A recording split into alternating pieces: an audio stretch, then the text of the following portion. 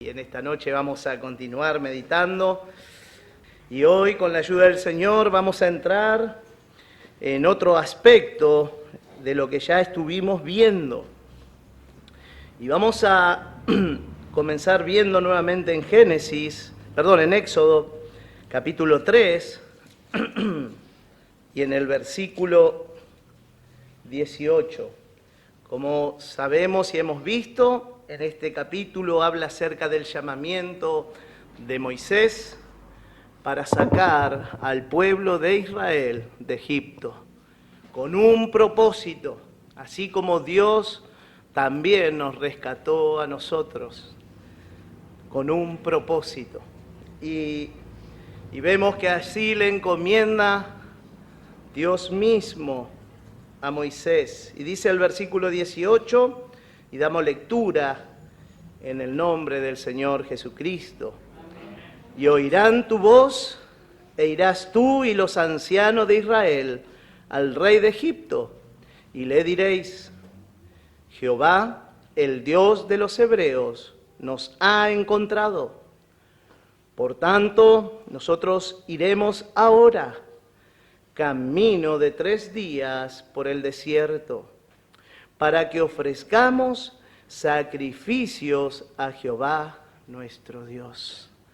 Esta es la forma en la cual Dios había establecido, y como ya hemos visto, hasta el día de hoy su forma no ha cambiado. Si bien aquí hablaba Israel, que era un pueblo terrenal, hoy nosotros somos el pueblo espiritual de Dios, por medio de haber aceptado a Jesucristo en nuestros corazones. Vamos a ver en el capítulo 5, versículo 1 al 3, que se presentó Moisés y Moisés y Aarón ante la presencia de Faraón. Así dice el versículo 1. Después Moisés y Aarón entraron a la presencia de Faraón y le dijeron: Jehová, el Dios de Israel, dice así: deja ir a mi pueblo a celebrarme fiesta en el desierto. Y Faraón respondió: ¿quién es Jehová para que yo oiga su voz y deje ir a Israel? Yo no conozco a Jehová, ni tampoco dejaré ir a Israel. Y ellos dijeron: el Dios de los hebreos nos ha encontrado. Iremos pues ahora, camino de 3 días por el desierto, y ofreceremos sacrificios a Jehová nuestro Dios, para que no venga sobre nosotros con peste o con espada. Estuvimos ya considerando y vemos aquí la actitud del faraón, que es tipo de Satanás. Hasta el día de hoy él se opone a la alabanza y adoración, a la forma en la cual Dios estableció. Y hoy vamos a ver un nuevo aspecto de esto. Vamos a ver que la alabanza y adoración que agrada a Dios implica servicio o servir a Dios. Y vamos a ver de qué manera Dios empezó a hablar justamente a Faraón. Y vamos a ver en el capítulo 7, versículo 14. Después cada uno puede leer todos estos capítulos si quiere en su casa, pero nosotros nos vamos a centrar aquí cómo Dios se le presenta ahora a Faraón y también se nos presenta a cada uno de nosotros. Dice: habló Jehová a Moisés y a Aarón diciendo, 14, versículo 14 del capítulo 7. Entonces Jehová dijo a Moisés: el corazón de Faraón está endurecido y no quiere dejar ir al pueblo. Ve por la mañana a Faraón, y he aquí que él sale al río, y ponte a la ribera delante de él, y toma en tu mano la vara que se volvió culebra. Y dile: Jehová el Dios de los hebreos me ha enviado a ti, diciendo, deja ir a mi pueblo para que me sirva en el desierto. Y he aquí que hasta ahora no has querido oír. Aquí vemos el aspecto, cómo cambia. Primero vemos a celebrar fiesta, vemos también 3 días de camino, vemos a ofrecer sacrificios. Bueno, y aquí ya Dios habla del servicio. Esto implica la alabanza y adoración. Como vamos a ver en el día de hoy, y como ya he hecho el comentario, para que no se malinterprete, cantamos alabanza, nos gozamos, gracias a Dios por los talentos que Dios ha dado con respecto a la música, a los hermanos que tocan instrumentos, y eso está muy bien, que cada uno se prepare, que es muy bueno ejercitarse. Pero esa no es, no es el todo de la alabanza y adoración, la cual agrada a Dios, no es solamente eso, sino que vamos a ver que implica muchísimo más. Y vemos aquí cómo Dios mismo dice, deja ir a mi pueblo para que me sirva. Y cuando nosotros encontramos la definición de impío en la palabra de Dios, encontramos a alguien que le es inútil, el significado de impío es inútil al propósito y plan de Dios.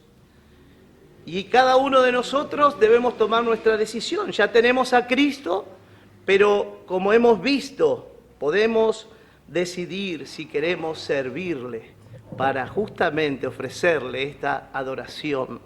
Y vamos a ver un poco más en esta hora. Capítulo 9, vamos a encontrar esta expresión 4 veces, porque ahora vamos a ver, capítulo 9, versículo 1. Entonces Jehová dijo a Moisés, entra en la presencia de Faraón y dile, Jehová, el Dios de los hebreos, dice así, deja ir a mi pueblo para que me sirva. Y aquí viene lo interesante de esta frase. En estas 4 veces, para los que toman nota, en el versículo 13 del capítulo 9, nuevamente vuelve a decir el Dios de los hebreos. Dice, deja ir a mi pueblo para que me sirva. Y en el capítulo 10, versículo 3, también. Y que es interesante que Dios se presentó como el Dios de los hebreos. Hace un par de tiempo atrás hemos estudiado ese libro, el hermano pastor dio, y la definición de hebreo es aquel que atraviesa ríos. ¿Y esto de qué nos habla? De que en la antigüedad no había puentes como los puentes que conocemos ahora. Por lo tanto, atravesar un río era un desafío muy difícil de lograr. Bueno, así también en este tiempo. Dios nos llama para que le alabemos, le adoremos, para que le sirvamos. Y Él se identifica, el Dios de los hebreos, de aquellos que aceptan el desafío de vivir una vida de fe en consagración a Él. De esto está hablando. Y la expresión, deja ir a mi pueblo para que me sirva, son 6 veces se encuentra. Aquí en Éxodo 8, versículo 1 y el versículo 20. Así que 6 veces encontramos, deja ir a mi pueblo para que me sirva. Hasta el día de hoy, la forma de Dios no cambió y tampoco cambió la forma del enemigo. Él no quiere dejar que el creyente logre alcanzar su separación y su consagración. Y vamos a ver en esta noche que Faraón empieza a sentir la mano de Dios enviando los juicios sobre Egipto y empieza, parece como a aflojar. Y él va a hacer 3 propuestas y hoy vamos a ver la primera de ellas. Y lo vamos a ver en el libro de Éxodo, aquí donde estamos, en el capítulo 8 y en el versículo 25. Dios está obrando, Dios está poniendo su mano poderosa para que el enemigo libere a Israel, a su pueblo. Y vemos que Faraón, dice, llamó a Moisés y a Aarón y les dijo: andad, ofreced sacrificio a vuestro Dios en la tierra. Y Moisés respondió: no conviene que hagamos así, porque ofreceríamos a Jehová nuestro Dios la abominación de los egipcios. He aquí, si sacrificáramos la abominación de los egipcios delante de ellos, ¿no nos apedrearían? Camino de 3 días iremos por el desierto y ofreceremos sacrificios a Jehová nuestro Dios, como Él nos dirá. Dijo Faraón: yo os dejaré ir para que ofrezcáis sacrificios a Jehová vuestro Dios en el desierto, con tal que no vayáis más lejos. Orad por mí. Vemos aquí al enemigo haciendo una propuesta. Lo llama a Moisés y Aarón y le dice: bueno, vayan. Versículo 25. A ofrecer sacrificio a vuestro Dios, pero ve a dónde dice: en la tierra. Y la versión internacional dice: vayan y ofrezcan sacrificio a su Dios aquí, en el país o en la tierra de Egipto. Ese no fue el mandato de Dios. Vemos cómo el enemigo trata de transgiversar de una u otra manera. Y en esta noche vamos a ver justamente de qué se trata. Y el propósito de Satanás en el versículo 28 dice: con tal que no vayáis más lejos. Él no quiere que nosotros podamos profundizar y podamos ir más lejos, crecer en la fe y alcanzar lo mejor que Dios tiene para nosotros. Dios tiene hermosas promesas, Dios tiene para nosotros provisión en abundancia, pero es necesario salir de Egipto. Y vamos a ver en Éxodo capítulo 1, de qué manera el enemigo trata de intentar que no vayamos más lejos. Y dice Éxodo capítulo 1, versículo 9. He aquí, el pueblo de los hijos de Israel es mayor y más fuerte que nosotros. Ahora pues, seamos sabios para con él. Satanás utiliza su sabiduría para impedir justamente, ¿qué es lo que quiere impedir? Dice: ahora pues seamos sabios para con él, para que no se multiplique. Y acontezca que viniendo guerra, él también se una a nuestros enemigos y pelee contra nosotros. Y notemos esta expresión: y se vaya de la tierra. Él no quiere que en ningún momento podamos despegar a vivir una vida espiritual. Y vemos aquí que Él reconoce que el pueblo de Israel es mayor y más fuerte. Justamente el apóstol Juan dice: mayor es el que está en vosotros. O sea que Él reconoce la fortaleza de Cristo en nosotros y el potencial que hay. Ahora dice, el apóstol Pablo dice: no ignoramos las maquinaciones de nuestro adversario. Él va a querer impedir que nos multipliquemos, o sea, que crezcamos espiritualmente, que obtengamos una fuerza espiritual. ¿Para qué? Para que nos vayamos de la tierra. Siempre quiere tenernos retenidos a este mundo. ¿Y de qué manera lo hizo Faraón? Porque aquí vamos a ver, versículo 11. Entonces pusieron sobre ellos comisarios de tributos que los molestasen con sus cargas, y edificaron para Faraón las ciudades de almacenaje, Pitón y Ramasés. Versículo 13. Y los egipcios hicieron servir a los hijos de Israel con dureza y amargaron su vida con dura servidumbre.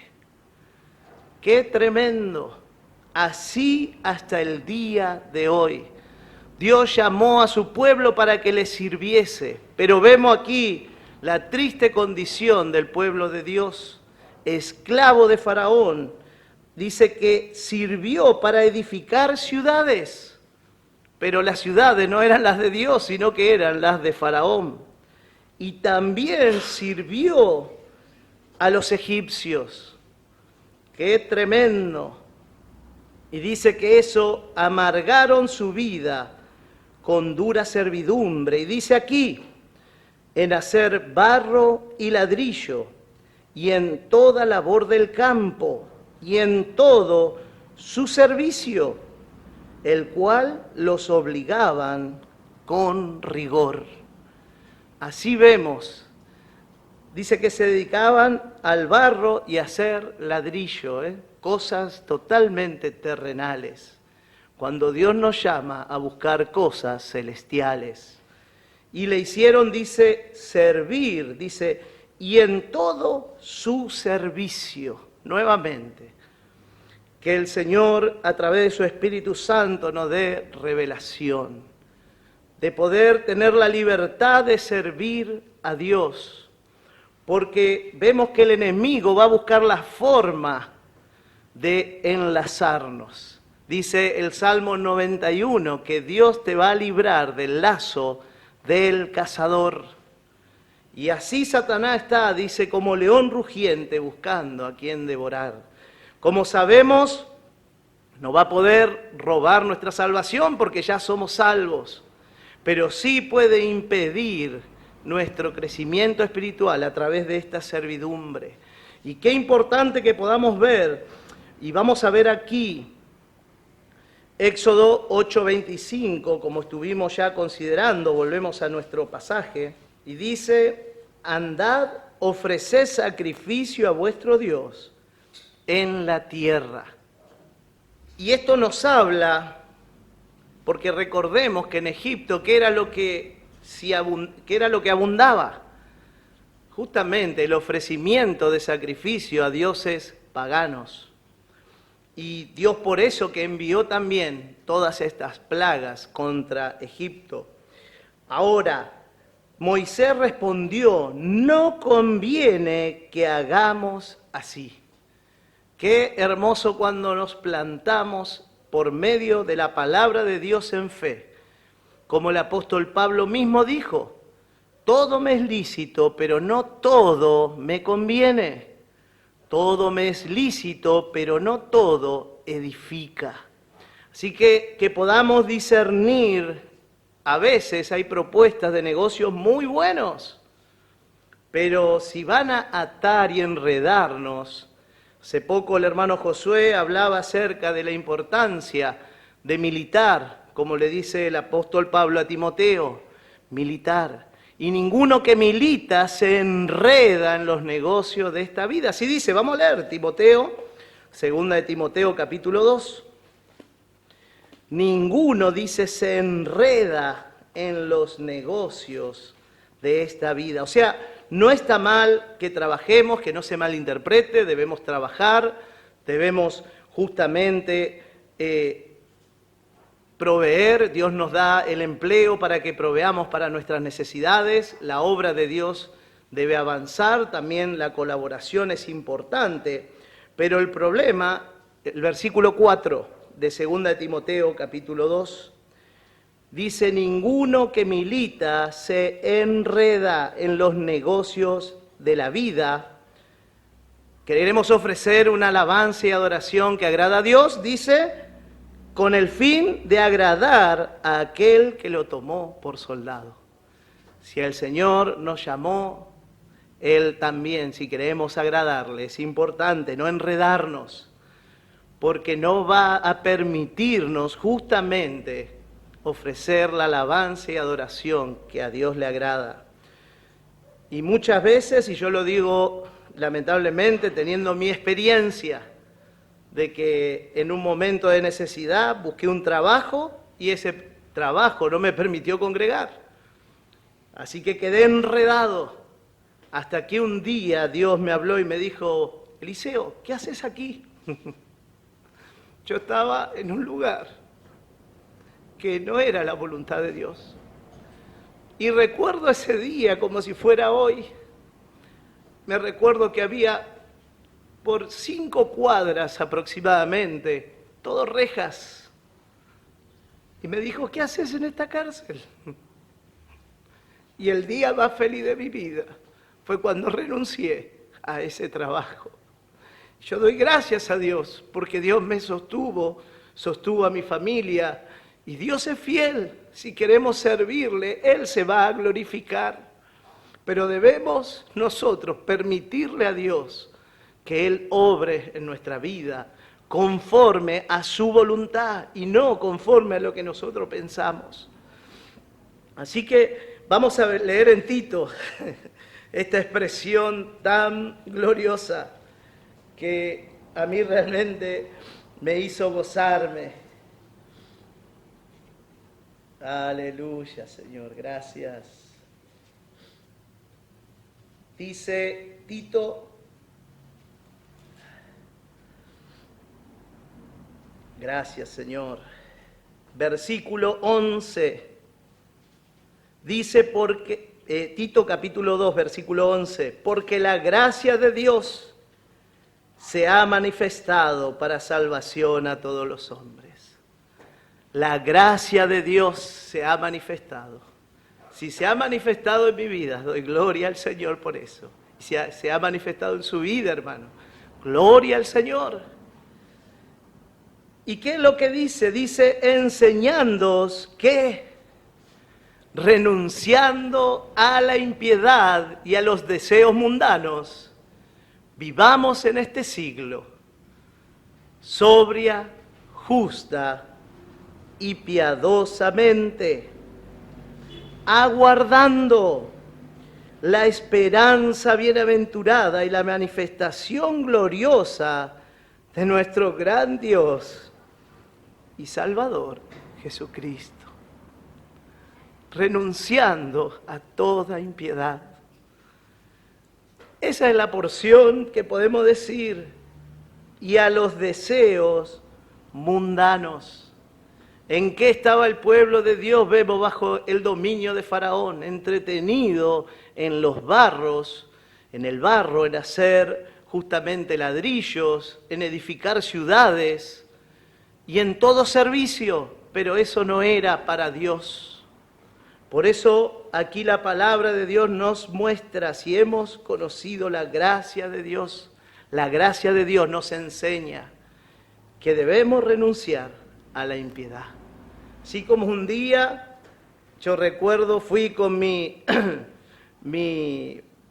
aquel momento hice mi telegrama y envié a la compañía, renuncio. Bueno, así también nosotros podemos, por la fe, renunciar a todo aquello que nos lleva a la impiedad. La palabra piedad es ser útil al propósito de Dios. Y si estamos viviendo en los deseos mundanos, vamos a estar en la impiedad.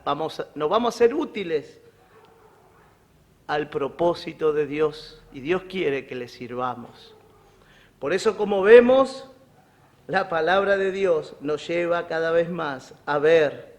Y dice que debemos vivir en este tiempo sobria, justa y piadosamente. ¿Qué más? Aguardando la venida de nuestro Señor Jesucristo. Si estamos enredados en los negocios de este mundo, cuando el Señor venga nos va a ser difícil despegar, porque necesitamos estar libres esperándole. Así que, qué hermosa la palabra de Dios. Y en esta noche vamos a seguir considerando, dado que la hora avanza, en Apocalipsis capítulo 2. Aquí vamos a considerar a dos iglesias, con tal que no vayas más lejos, dice el faraón. Bueno, a servir nomás acá en Egipto. Bueno, vamos a ver aquí en el capítulo 2 de Apocalipsis.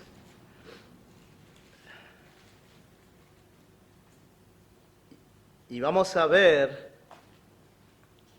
en el versículo 12. Aquí vamos a encontrar a la iglesia de Pérgamo. Y dice así, vamos a leer, dice el versículo 12, y escribe al ángel de la iglesia en Pérgamo, el que tiene la espada aguda de 2 filos, dice esto: yo conozco tus obras y dónde moras, donde está el trono de Satanás. Pero retienes mi nombre y no has negado mi fe, ni aun en los días en que Antipas, mi testigo fiel, fue muerto entre vosotros, donde mora Satanás. Pero tengo unas pocas cosas contra ti. La versión internacional, que se acerca más todavía a la versión, podemos decir, al original, dice: no obstante, tengo unas cuantas cosas en tu contra. Así que no era pequeño lo que Dios le va a decir, lo que el Señor le va a decir a esta asamblea. Dice: tengo contra ti que tienes ahí a los que retienen la doctrina de Balaam, que enseñaba a Balac a poner tropiezo ante los hijos de Israel, a comer de cosas sacrificadas a los ídolos y a cometer fornicación. Y también tienes a los que retienen la doctrina de los nicolaitas, la que yo aborrezco. Interesante considerar esta porción. Primero, para tener el contexto en el cual se estableció esta asamblea. Pérgamo, su significado es matrimonio. Y nos data, ya es una iglesia que ya no está, esta ya no está, y ahora vamos a ver, su comienzo fue en la conversión de Constantino. Él fue el emperador romano que hizo que justamente la iglesia, el cristianismo, como se llamaba en aquel momento, deje de ser perseguido. ¿Y qué hizo este hombre? Hizo una gran reforma para que la iglesia se uniera en cierta manera en matrimonio con el imperio romano. Y aquí vamos a ver, esto ocurrió en el año 316 después de Cristo. Y lo que vemos aquí, ¿qué fue lo que se engendró? Dice que esta asamblea tenía ahí a los que retienen la doctrina de Balaam. Como dije, esta asamblea se disolvió en el año 395, donde comenzó a derrumbarse el Imperio Romano, y finalizó en el año 476, cuando allí cayó el imperio.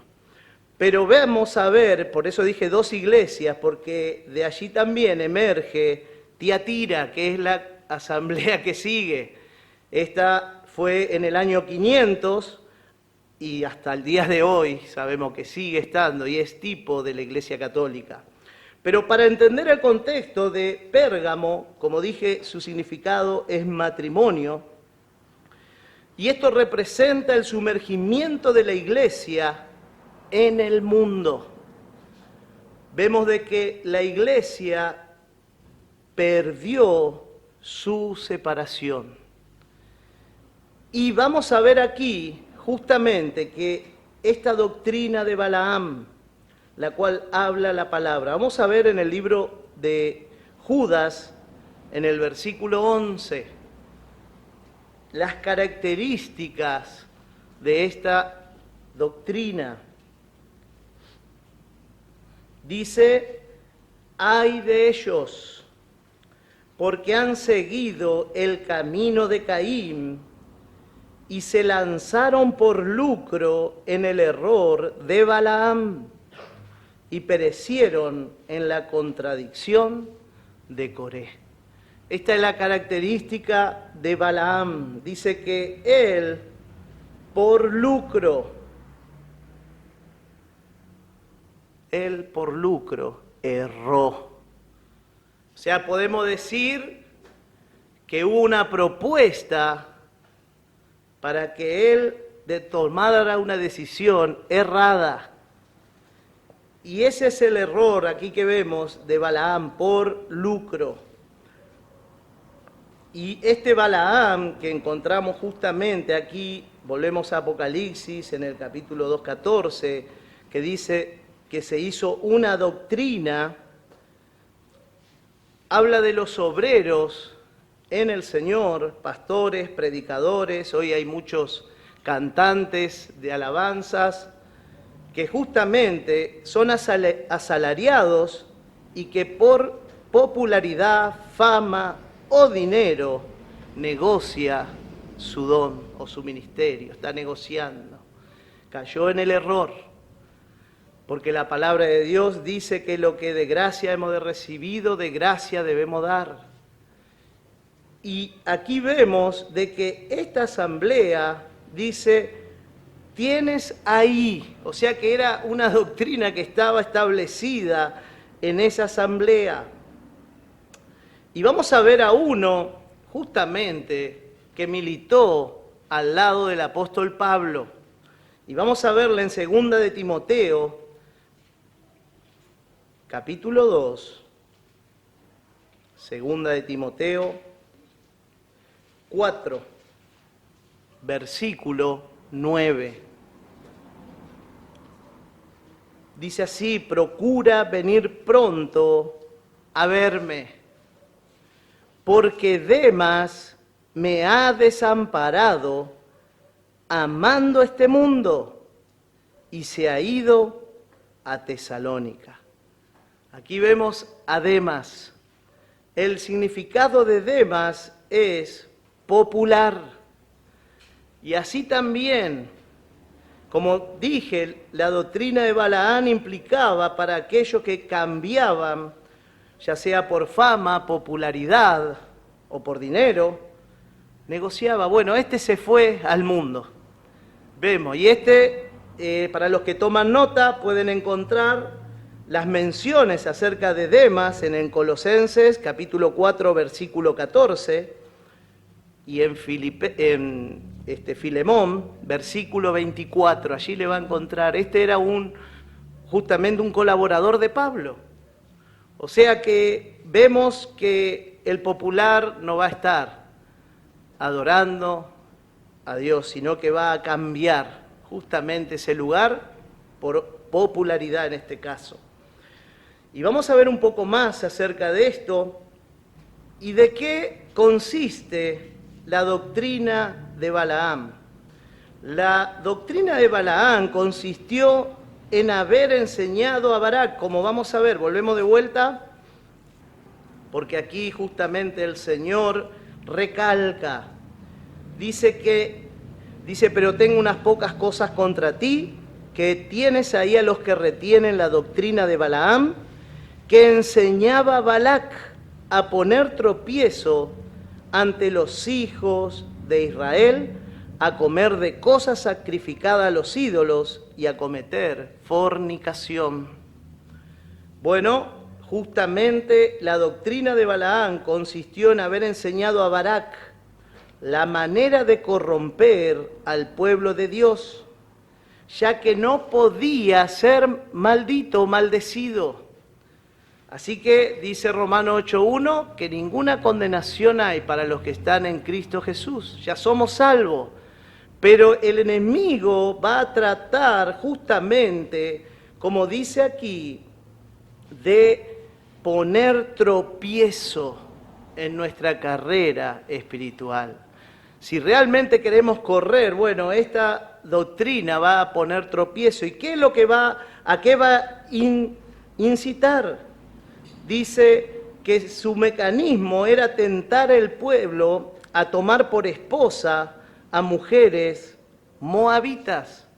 Y de esta manera perdían su separación como pueblo escogido de Dios y también el abandono de su carácter de peregrinos. Ellos tenían un propósito. ¿Cuál era? ¿Por qué Dios los sacó de Egipto? Para conquistar la tierra de Canaán. Y así también nosotros hoy tenemos un propósito. La palabra de Dios dice que el Señor nos bendijo con toda bendición espiritual en los lugares celestes. Como provisión ya estamos ahí. Ahora es nuestra parte por la fe apropiarnos. Pero vemos que esta enseñanza, esta doctrina, lo que hace es poner tropiezo para que no alcancemos. Y la contaminación que ocurrió en aquel entonces, vemos de que muchos de los que estuvieron allí contaminándose con las mujeres moabitas, si ellos se casaban, ¿qué hacían? Perdían su separación, pero debían establecerse en ese lugar. Porque imagínese, el hebreo debía ir a la tierra de Canaán, pero su compañera quería quedarse ahí. Y así podemos llevar esto a muchos ámbitos de nuestra vida, no solamente al matrimonio, sino a cuántas cosas que a veces nosotros hacemos y que nos unen a estar atados para no poder avanzar. Y vamos a ver en esta hora un poco más Santiago capítulo 4. Como vemos, el objetivo del enemigo es que no vayáis más lejos. Y él va a querer estorbarnos. Vamos a leer desde el versículo 1, Santiago 4, verso 1. ¿De dónde vienen las guerras y los pleitos entre vosotros? ¿No es de vuestras pasiones las cuales combaten en vuestros miembros? Codiciáis y no tenéis, matáis y ardéis de envidia y no podéis alcanzar, combatís y lucháis, pero no tenéis lo que deseáis porque no pedís. Pedís y no recibís porque pedís mal, para gastar en vuestros deleites.